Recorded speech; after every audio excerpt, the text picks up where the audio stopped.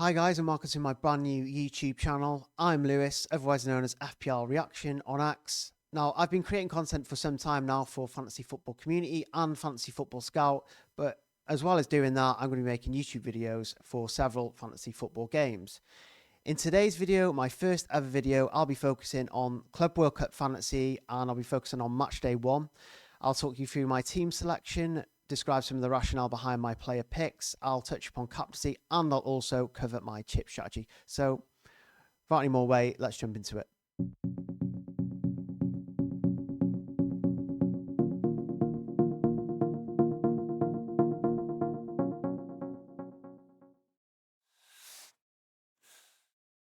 So in between the sticks, I've gone for two really nice cheap budget options. I've gone for Ustari from Inter Miami. Inter Miami are players host actually on the first night, so that's the opening game. Inter Miami and Al Ali. Now I don't mind not having players in that game. I just think I look at the goalkeeper options. I'm not keen on the mid-price picks. I'm not keen even on the premiums because for like 1.5 million cheaper, I can get Ustari, who could potentially keep a clean sheet on the first night, and even if he doesn't, he could rack up save points, and even if he doesn't do that, I still have a backup goalkeeper to come in. So for me, I think Ustari, I think he's like 39-year-old. Inter Miami aren't kind of amazing defensively, but I still think they have a good opportunity to keep a clean sheet in the opening game. And if he doesn't do that, then obviously River Plate's Armani comes in. Sometimes you get gifts from games, and Armani seems to be one of them. River Plate do have a good defence. I think Armani's helped them keep 10 clean sheets in 18 matches so far this season, which is very good. And they come up against Urawa Red Diamonds. Let's call them Red Diamonds for now. They come up against Red Diamonds, who come into the competition as one of the lowest ranked teams. So I just think with River Plate's form, defensive form, the price of Armani, I just think going for him is a great idea. So for me, both of those cheap goalkeepers that cost me a combined total of around 8 million make my squad, and I'm very happy about that.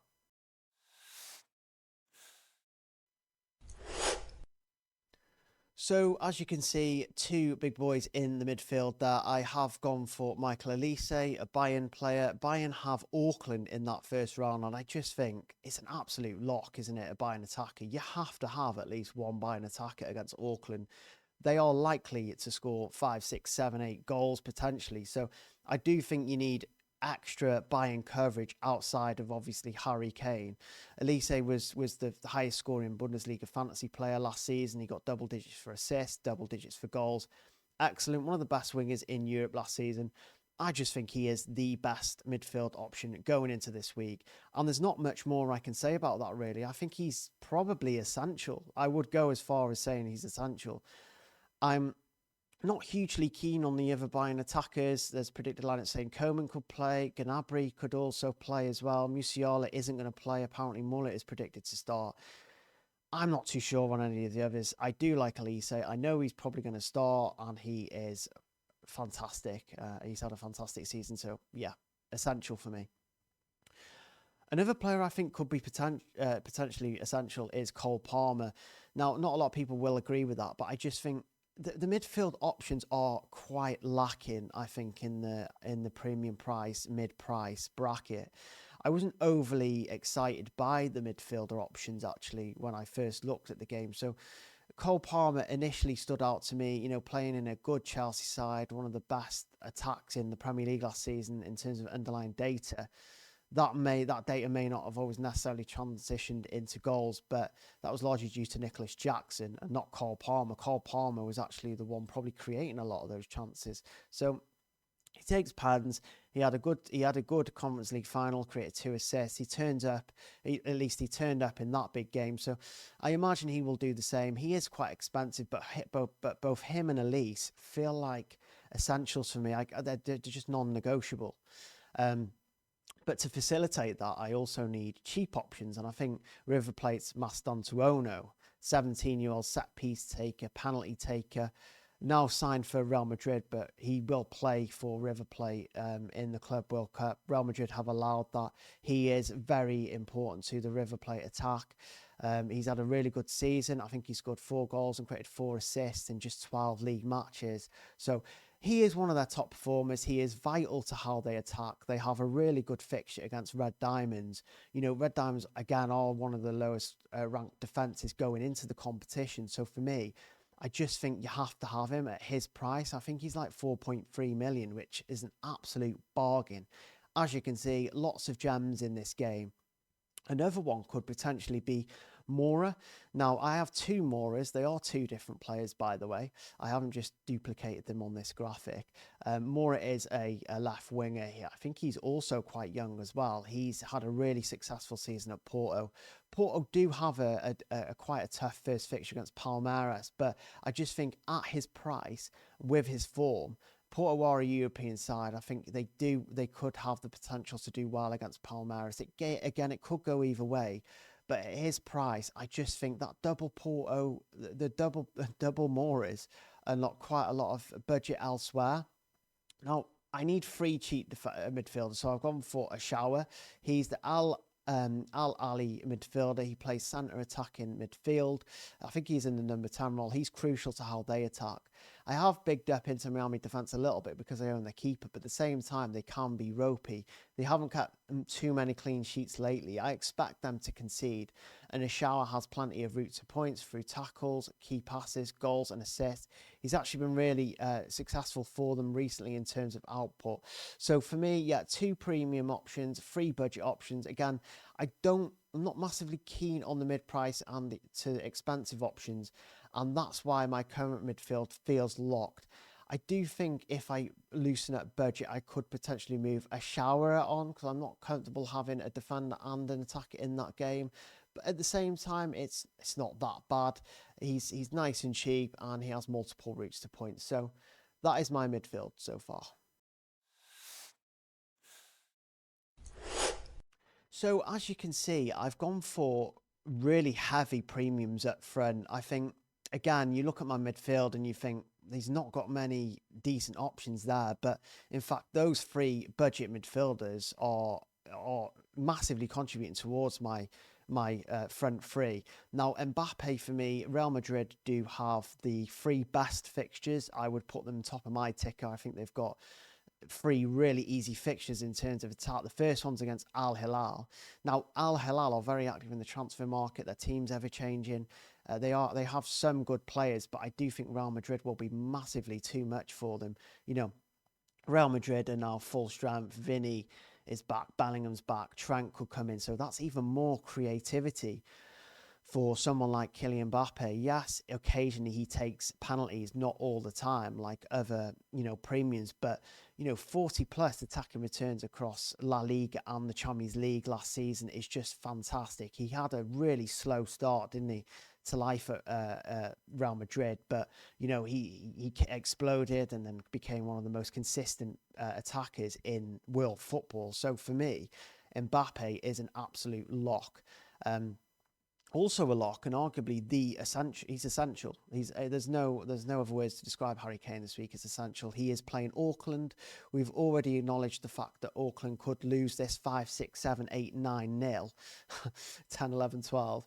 I mean, it could really happen, and if that happens, then Kane is probably going to go off, isn't he? Not sent off, but go off, as in score 3 or 4 goals. He's probably the best captaincy option this week as well. I just think you have to have him. Don't think about having Kane. You just have to absolutely have him. I'm surprised his ownership isn't 1,000,000%, although that's impossible. He should have 100%, but it's just not even the case. I don't even think he's 50% owned. So I just think, have Harry Kane in. Don't stress yourself out. Just put him in. If you're going to lose any other premiums, I would lose like Mbappe, Haaland, but just don't lose Harry Kane because he is like the number one asset going into this week, in my opinion.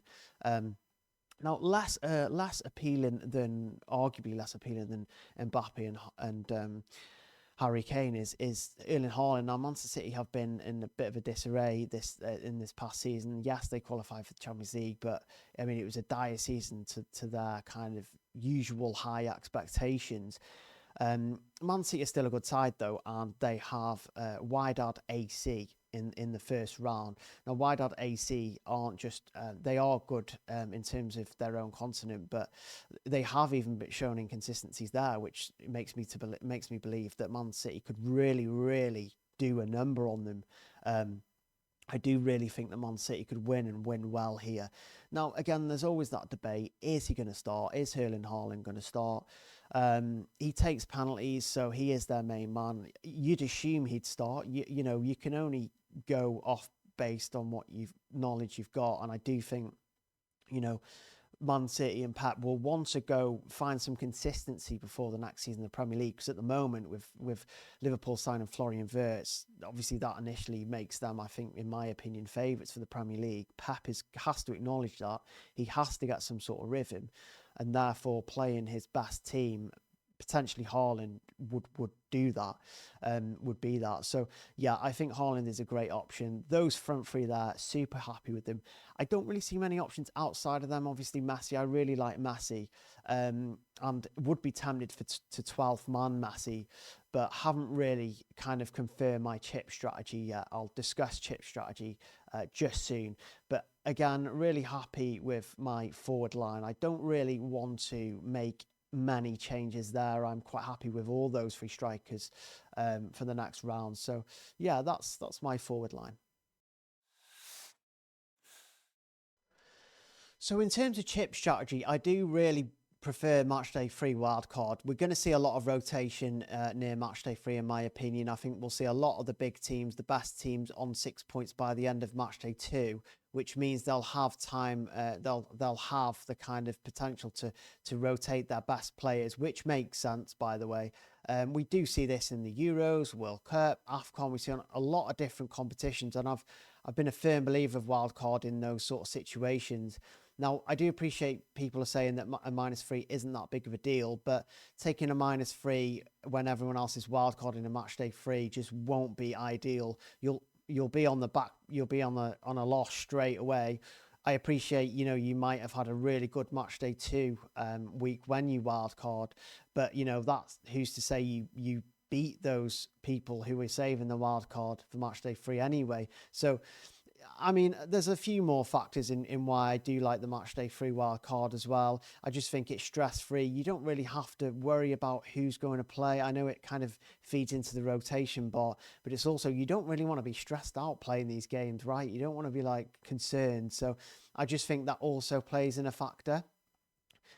In terms of the other chips, I do like max captain on the opening day. We don't know the captaincy rule yet, which just plays a massive role in that. I think just playing your max captain and just relaxing for the rest of the week without making changes to captaincy is a good play. Also, don't know who's going to score more points in the Bayern versus Auckland game in terms of Kane and Elise. So a lot of people are going to captain Kane when in reality Elise could outscore him. 12th man is great for Matchday 2 because I like Pavlidis. I think Pavlidis could well be essential in Matchday 2, and I won't be able to get to him unless I book in a transfer, and I don't really want to do that. Pavlidis plays Auckland, and he could score a heap of goals. He's been fantastic. He scored 19 goals last season for Benfica. He was excellent in the Champions League. So for me, 12th man in Matchday 2, max captain in Matchday 1, and wildcard in Matchday 3 is my chip strategy. So guys, that was my first ever fantasy football video on YouTube. I do hope you enjoyed it. If you didn't, I'm sorry, they will get better. If you did enjoy it, then like and subscribe as it says up there. You can also follow me on X at FPL Reaction. And thanks for watching. I'll see you again soon.